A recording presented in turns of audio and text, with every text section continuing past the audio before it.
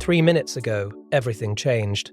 Royal doctors bound by oath, sworn to silence, have reportedly revealed a truth so staggering it could redefine the monarchy's future forever. As King Charles prepared for critical surgery, he made a decision no one expected. He delayed it, not for fear, not for pride, but to finalize inheritance documents that could alter the royal bloodline's destiny. And now, the palace is scrambling to contain the fallout. Before we go deeper into what this really means for the royal family, make sure to subscribe so you don't miss a single update. The procedure had been described in stark, clinical terms: urgent, unavoidable, non-negotiable. Senior medical advisors reportedly warned that postponement carried risks no monarch should entertain lightly. Time, they insisted, was not a luxury. And yet, at the very moment when preparations should have shifted entirely toward the operating room, a different urgency took hold inside the palace walls. Instead of consenting forms, legal drafts were delivered. Instead of final medical briefings, confidential consultations were arranged. King Charles did not panic. He did not hesitate. He redirected. Sources claim that multiple physicians cautioned him in measured but unmistakable language. Delay could mean complications. Delay could mean consequences that cannot be reversed. Still, he reportedly requested immediate access to his legal team. No extended counsel, no senior courtiers hovering nearby, just lawyers, just documents, just a monarch intent on finishing something he believed could not wait. And that decision, more than the surgery itself, has become the epicenter of this unfolding storm. Behind closed doors, conversations shifted from health to heritage, from recovery timelines to inheritance timelines. Insiders describe an atmosphere thick with gravity. Papers were reviewed line by line, clauses revisited, signatures prepared. There was an intensity to it all, as though the king understood that once he stepped into surgery, control would temporarily pass beyond his grasp. If changes were to be made, if legacies were to be secured, they had to be sealed now, not tomorrow, not after recovery, now. Palace aides reportedly sensed something far larger than routine estate planning. This was not a ceremonial update, not a minor adjustment to established succession patterns. Something was being fortified, something possibly rewritten. The timing alone has fueled speculation. Why would royal doctors choose this precise moment to expose the delay? Was it concern for transparency? Was it moral unease? Or was it an acknowledgement that history was being quietly reshaped behind a veil of medical urgency? The most haunting question lingers unanswered. What, exactly, was so pressing in those inheritance documents that it outweighed the immediate preservation of health? What provision demanded ink before anesthesia? Those who have glimpsed fragments of the revisions suggest they were far from symbolic. Names repositioned, protections strengthened, authority redistributed in subtle but irreversible ways. If true, this was not housekeeping, it was strategy. And now the revelation sits heavy across the monarchy like a gathering storm. Supporters call it responsibility, an aging king, ensuring stability before uncertainty. Critics whisper of calculated maneuvering under the cover of vulnerability. But whether viewed as prudence or power play, the decision carries one undeniable truth. The inheritance revisions were not minor adjustments. They were deliberate, decisive, and potentially transformative, because when a monarch chooses paperwork over procedure, legacy over immediacy, the act itself becomes a statement, a signal, a warning. And as the palace scrambles to steady its public image, one reality grows impossible to ignore. This was never simply about surgery. It was about control, about permanence, about shaping the monarchy's future before fate could intervene. But to understand why a monarch would gamble his own health, we must look deeper into the quiet tensions that had been building long before this shocking delay. For months, whispers echoed through palace corridors, disagreements, private meetings, fractures masked by public smiles. The royal legacy, who inherits what, who controls which estates, who carries symbolic power, has never been more fragile. And just as King Charles faced surgery, this silent war reached a boiling point. Because inheritance, in this family, is not about money, it's about survival. And someone was about to lose everything. Long before doctors raised their concerns, tension had already begun tightening like an invisible cord around the monarchy's inner circle. Discussions that once felt routine grew sharp at the edges. Estate allocations were revisited, trusts were questioned, old agreements were re-examined under new light.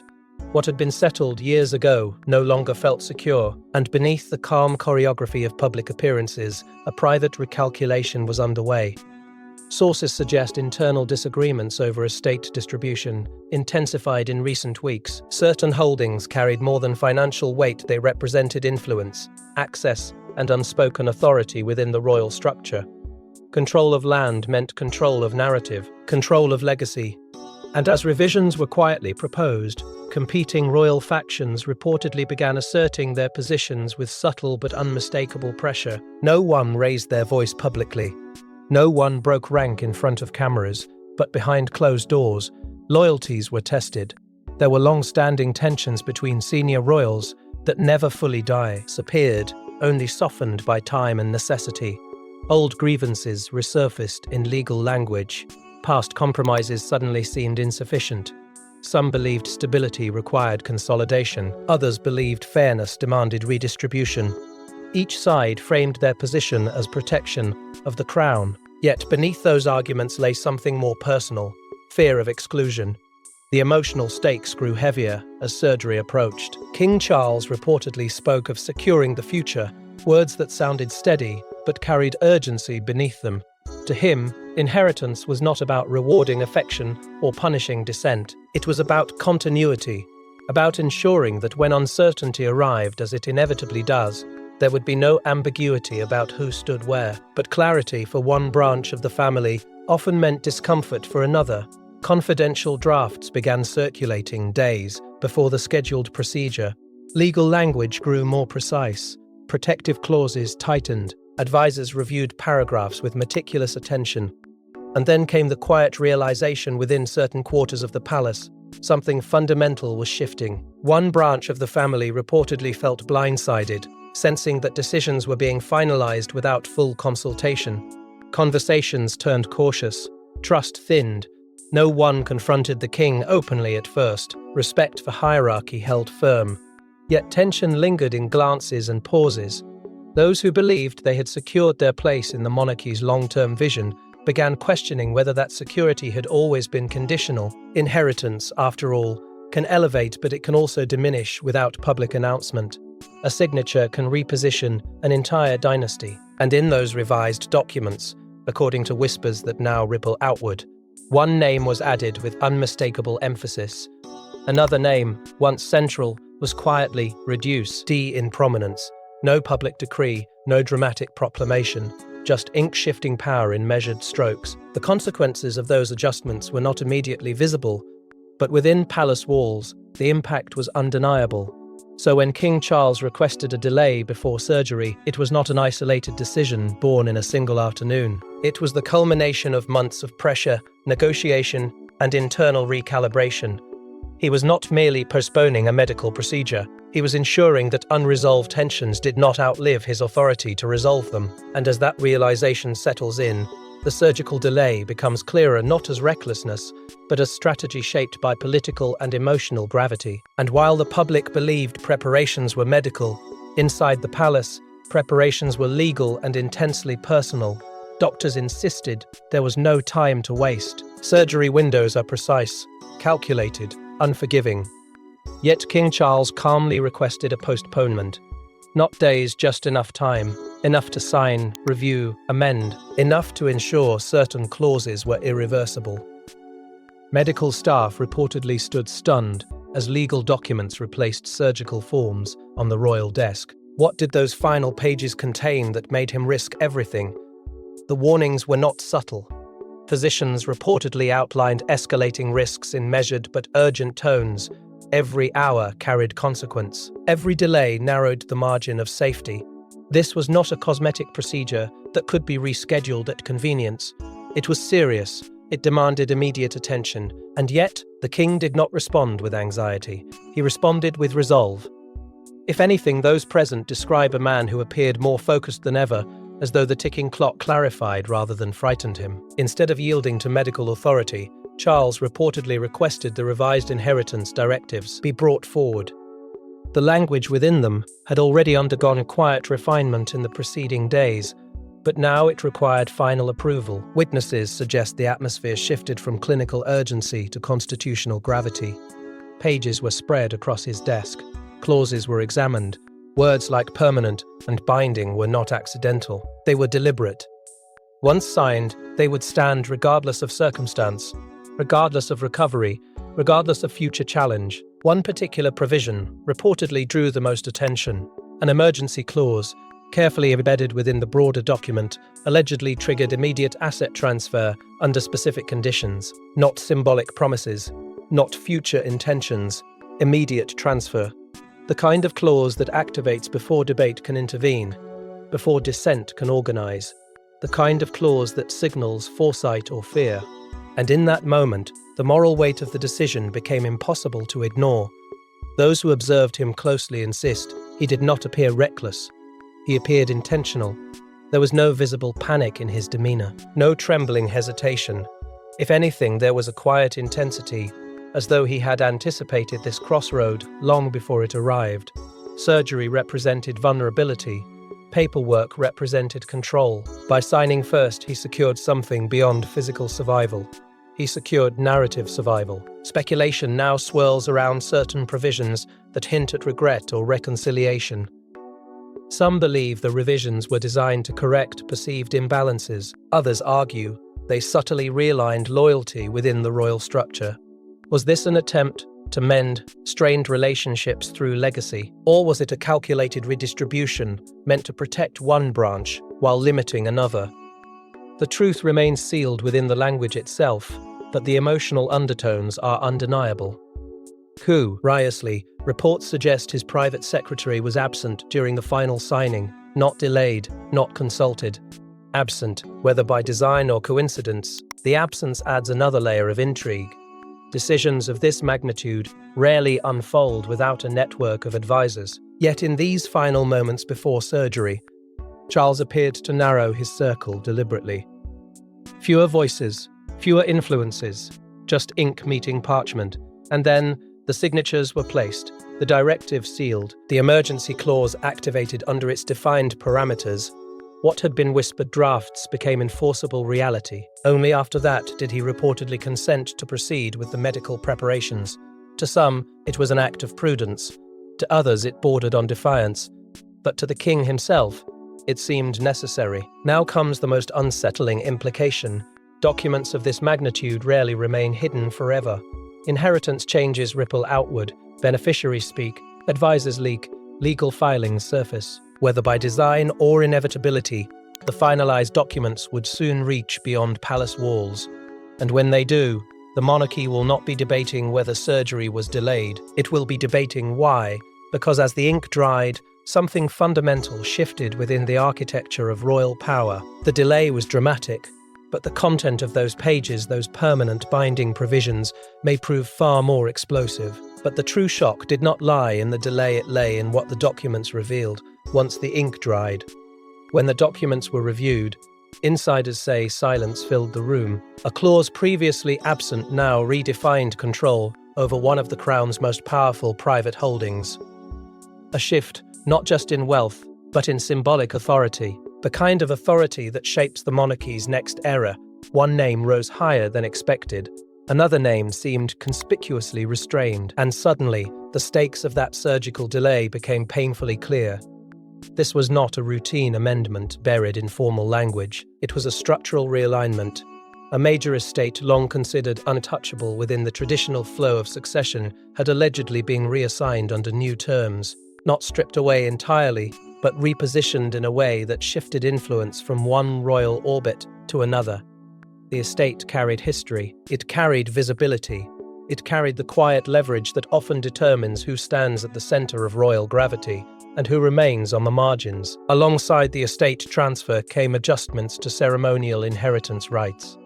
These were not decorative changes. Titles, patronages, and symbolic privileges that signal authority within the monarchy's ecosystem were subtly rebalanced.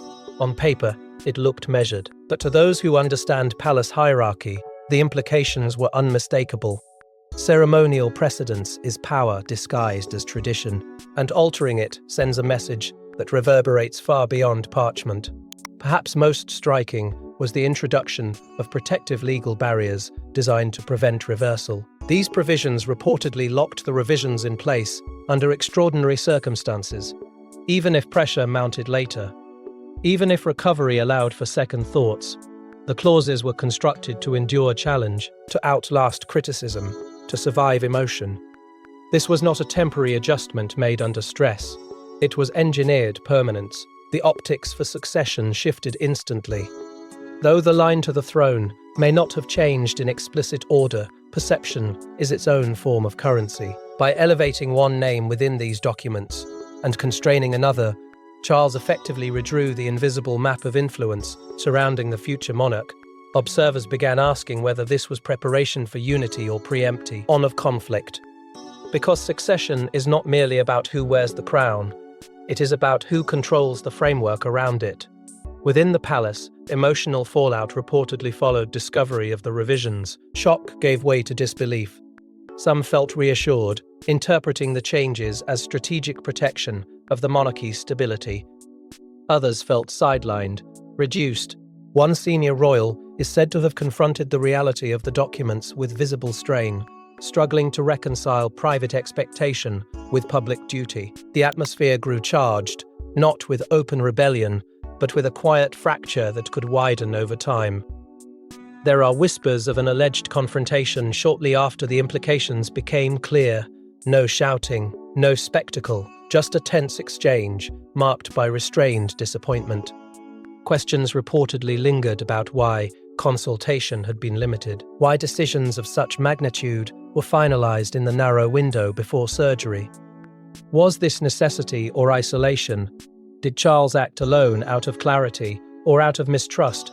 That question cuts deeper than any legal clause, because if he acted alone in those final hours, it suggests something more than strategic foresight. It suggests an awareness that consensus might have weakened his resolve. It suggests he anticipated resistance and chose finality over debate. In doing so, he ensured that when the time for discussion arrived, the decision would already be binding. And now, beneath the official statements and controlled responses, one truth unsettles the inner circle. Someone close to him felt deeply betrayed, not necessarily by loss of assets alone, but by exclusion from the process. Inheritance can wound not because of what is taken, but because of what it reveals about trust. And trust, once shaken within a royal family, does not mend easily. As word of these revisions begins to circulate beyond private chambers, tension thickens, because while the documents may be sealed, the emotional consequences are not. They are alive, unfolding, shaping conversations that cannot be undone. As tensions simmered within the palace walls, it was the doctors unexpectedly who would ignite the public explosion. Medical professionals rarely speak, especially when their patient is the king. Yet today, sources claim that royal doctors disclosed the delay and the reason behind it, not out of rebellion, but out of concern. They feared the narrative would be rewritten, that history would be sanitized. Their exposure wasn't just medical, it was moral, and their revelations sent shockwaves across the Commonwealth. According to those close to the situation, the doctors did not rush to the press in anger. They spoke carefully, deliberately, outlining a timeline that shifted the entire story. The surgery had been scheduled, the risks had been explained, the urgency had been explained, the urgency had been documented. But at a critical moment, the king himself requested additional time, not because his condition improved, not because new medical advice emerged. The postponement, they emphasized, was voluntary. That single word changed everything. Voluntary. It meant the delay was not forced by complication or confusion.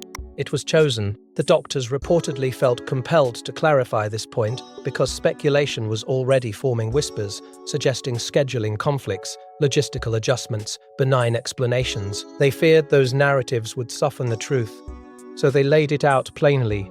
The king insisted on addressing legal matters before entering surgery. Their concern, insiders claim, centered on transparency.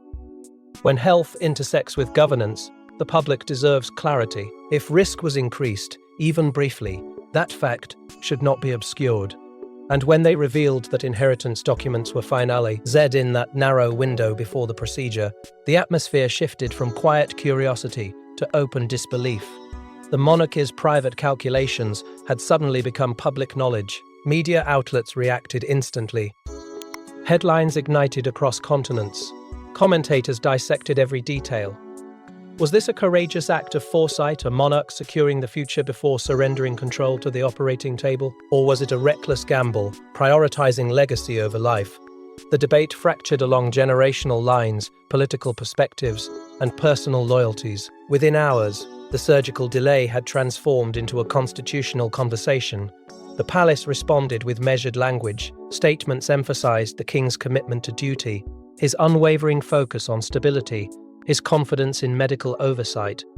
There was no denial of the delay, no accusation toward the doctors. Just a carefully balanced tone designed to steady public nerves without amplifying the controversy. But the restraint only fueled speculation, because when institutions choose caution, observers sense tension beneath the calm. Public reaction split sharply. Some admired what they perceived as determination, a leader unwilling to leave unfinished business unresolved. They framed it as strength under pressure. Others expressed alarm. They questioned the wisdom of postponing urgent care for paperwork, regardless of its importance. To them, the decision symbolized an unsettling hierarchy of priorities. Health, after all, cannot be reclaimed once lost. And amid the storm of commentary, a new layer of intrigue began to surface. One senior family member reportedly chose distance rather than defense. No public endorsement, no emphatic support. Just a subtle but noticeable shift in tone during a scheduled engagement. Observers noticed. Analysts speculated. Silence, in a royal context, can speak louder. Hand's statements. If the doctors intended merely to clarify a timeline, they instead unleashed a reckoning. By confirming that inheritance was prioritized before anesthesia, they transformed a private act into a public test of judgment. They reframed the narrative from procedural delay to deliberate decision, and once that frame settled into global consciousness, there was no reversing it. Because this was no longer about medical scheduling, it was about trust, about perception, about whether the crown's future had been secured responsibly or at too great a personal cost. And as the story continues to spread beyond palace walls, the monarchy finds itself confronting not just the aftermath of surgery, but the consequences of revelation. With the truth circulating beyond palace gates, the monarchy now faced a crisis far greater than surgery. Behind closed doors, emotions reportedly erupted: gratitude, shock, resentment, relief. The revised inheritance documents did not land softly. They struck at the heart of relationships already strained. Some saw protection, others saw favoritism, and one senior royal is rumored to have confronted Charles directly before he entered surgery. What was said in that private exchange remains hidden, but its effects are visible. In the hours after the documents were finalized, and before the king was escorted toward the operating theater, tension reportedly thickened within the private quarters of the palace. This was no longer a debate about legal phrasing.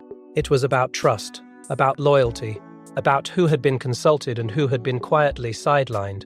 The revisions, once theoretical, were now binding, and that permanence forced conversations that had been postponed for far too long.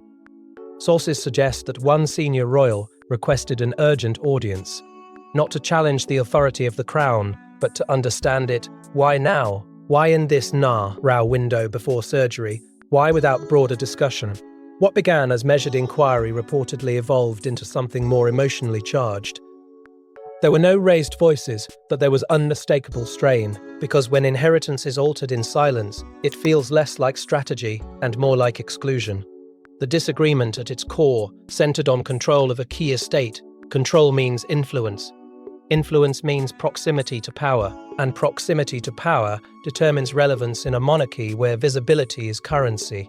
The delay in surgery, when viewed through that lens, carried an unintended message. To some, it signaled mistrust. As if Charles believed that once he surrendered temporarily to medical vulnerability, forces might move against his intentions, whether that fear was justified or imagined. The implication alone stung. Outwardly, the family maintained unity. Appearances were honored. Statements were aligned, The image of solidarity remained intact, but privately, fault lines grew more pronounced. Loyalty lines, once blurred by tradition and protocol, sharpened into clarity. Some rallied around the newly elevated beneficiary of the inheritance revisions, seeing in those changes a long overdue recalibration. Others felt their standing subtly diminished, their expectations quietly recalculated. A silent alliance began forming around the name that had risen within the documents, not openly declared, not formally acknowledged, but evident in subtle shifts of support. Invitations adjusted, consultations rebalanced, the ripple effect of the revisions spread beyond legal text into lived relationships, and within that shifting dynamic, Charles remained composed. Those who saw him before surgery describe a man resolute, not conflicted, as though the emotional turbulence surrounding him only reinforced his certainty.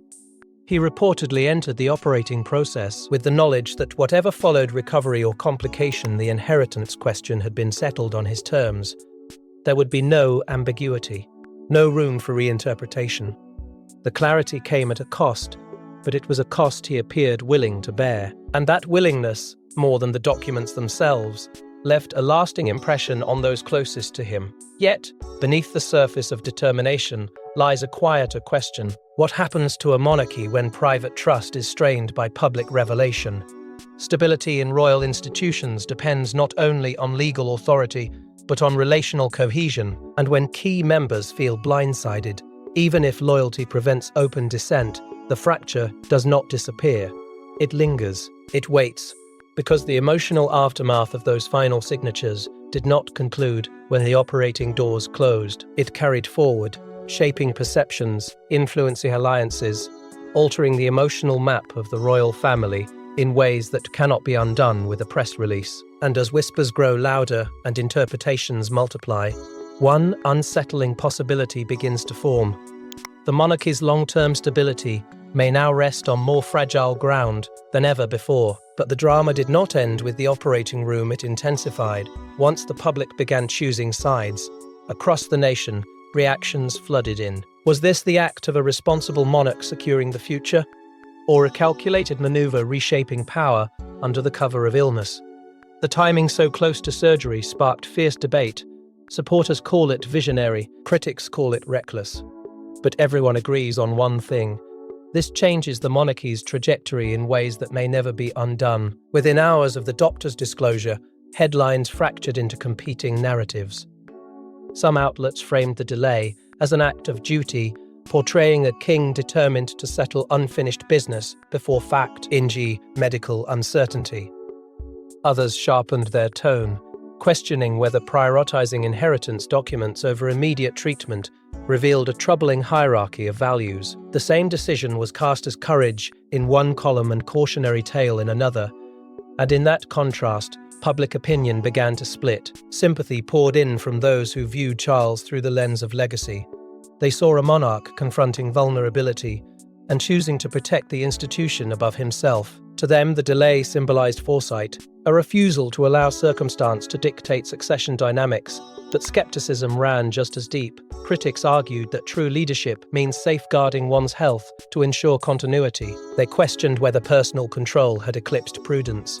And as those perspectives clashed, the monarchy found itself at the center of a national argument. Political analysts entered the conversation with careful precision. While the inheritance documents did not alter constitutional law directly, the optics surrounding them carried weight. Symbolic authority shapes public confidence. Confidence shapes stability. If perception shifts, even subtly, the ripple can extend into governance. Commentators debated whether the episode strengthened the crown's image of decisiveness or exposed it to scrutiny it had long avoided. The discussion moved beyond surgery into sovereignty. Among the younger generation, reaction carried a different tone. Many expressed frustration at the secrecy that preceded the revelation.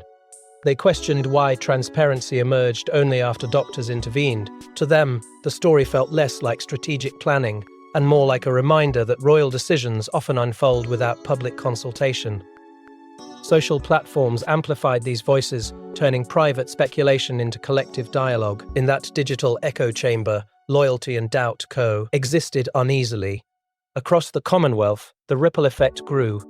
Nations that share symbolic ties to the crown watched closely.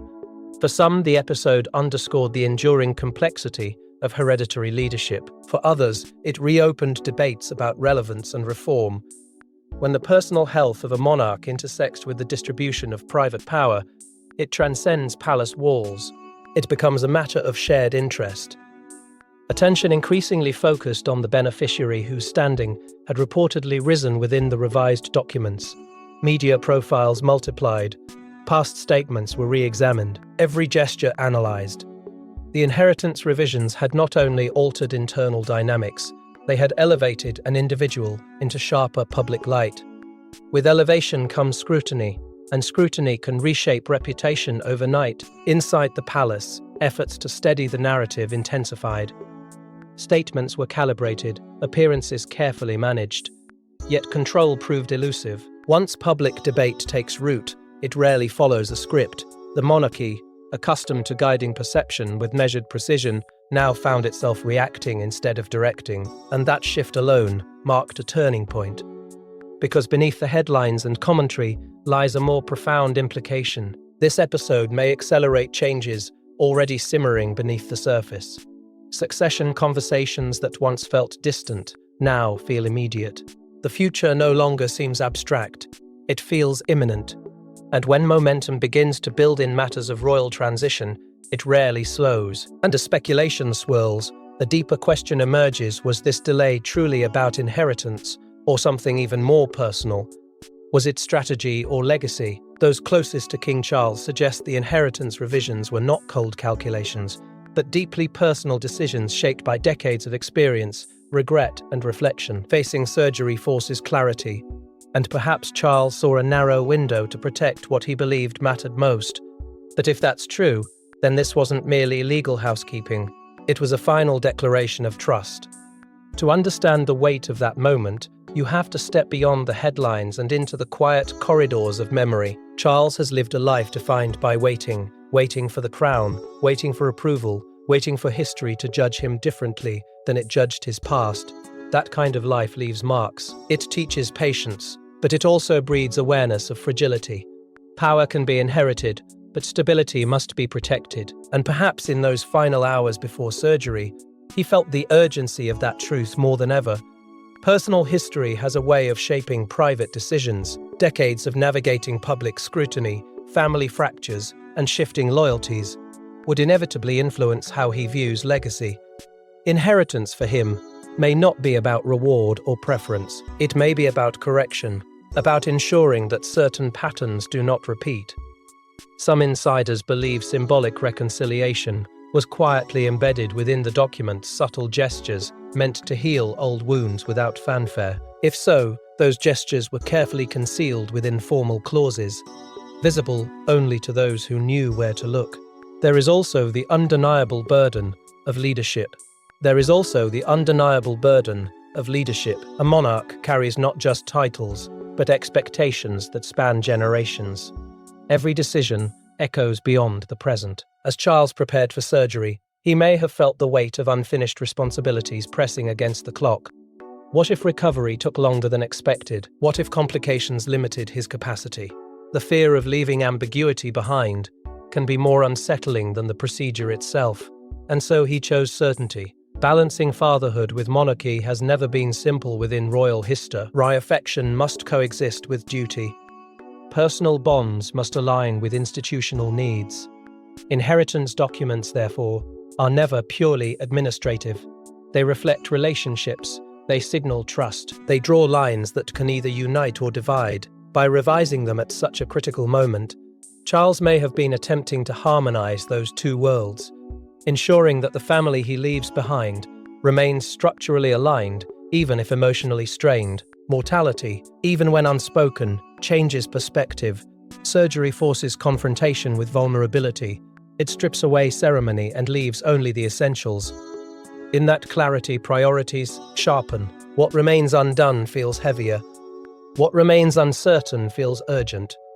Those close to him suggest There was no panic in his demeanor, only reflection, a quiet awareness that time, no matter how privileged, is never infinite. If the revisions were indeed influenced by regret or hope for reconciliation, they represent something deeper than strategic maneuvering. They reveal a man attempting to shape how he will be remembered, not merely as a reigning monarch, but as a stabilizing force. Someone who acted decisively when it mattered most, someone who refused to leave legacy to chance. Yet the irony remains sharp. In securing the future through legal permanence, he may have intensified emotional volatility within the present. That is the paradox of power. Protecting tomorrow can unsettle today.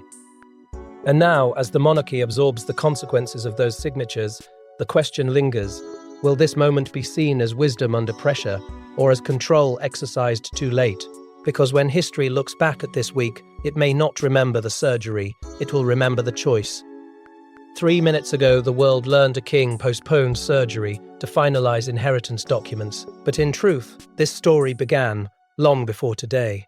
It began, with legacy, with control, with trust, and with fear of leaving the future uncertain. Now, as the monarchy stands at a crossroads, one thing is undeniable. King Charles chose ink over anesthesia, authority over urgency, and that choice will echo for generations. This was not merely a scheduling decision. It was a defining act. In a single calculated delay, Charles revealed how he views his role in history, not as a caretaker drifting toward inevitability, but as an architect, shaping outcomes even under pressure. The contrast is striking. On one side stood vulnerability, a monarch preparing to surrender control to surgeons, to uncertainty, to fate. On the other stood authority, documents drafted, clauses fortified, power redistributed with deliberate precision. He stood between those two realities and chose permanence first. Inheritance in this moment became more than wealth or property. It became a political shield. By solidifying control over key holdings and embedding protections that could not easily be undone, Charles ensured that whatever happened next, the structural balance of the monarchy would follow his design. It was a quiet assertion that leadership does not pause for fragility, that sovereignty, even in its most human moments, must think beyond the present hour. The succession narrative has shifted because of it. Not officially rewritten, not formally amended in constitutional language, but perceptually transformed. The elevation of one figure and the subtle narrowing of another altered how observers interpret the monarchy's internal alignment. Succession is no longer a distant chapter waiting to unfold naturally. It feels curated, directed, guided by intention rather than circumstance. And that perception alone reshapes the conversation about what comes next. Inside the royal structure, the impact runs deeper than headlines suggest. Alliances have adjusted. Trust has been tested. Some see strength in decisiveness. Others sense imbalance beneath the surface. Unity, once assumed to be automatic under tradition, now appears conditional on acceptance of the king's final word. His decision did not shatter the institution, but it exposed its pressure points. And pressure, if left unresolved, can evolve. At its core, this was a silent gamble. Charles risked criticism. He risked public misunderstanding. He risked intensifying private resentment, but he secured what he believed was stability. The question that lingers is whether stability imposed through urgency can withstand the emotional cost it carries. Leadership often demands sacrifice, but when sacrifice intersects with perception, the consequences ripple unpredictably. Was it worth the risk? That answer will not arrive overnight. It will unfold through time, through future decisions, through how those elevated by his pen carry their newfound weight. If they unify the crown, history may call this foresight. If fractures widen, critics may call it overreach. Either way, the choice cannot be undone. It stands, signed and sealed, as a testament to how Charles chose to define his reign in a moment of vulnerability. And as the palace lights remain on deep into the night, one truth lingers in the air. Sometimes the most dangerous battles are not fought in public, but signed in private, and this chapter may only be the beginning. Thanks for watching. Please don't forget to like and subscribe, and we will see you in next one.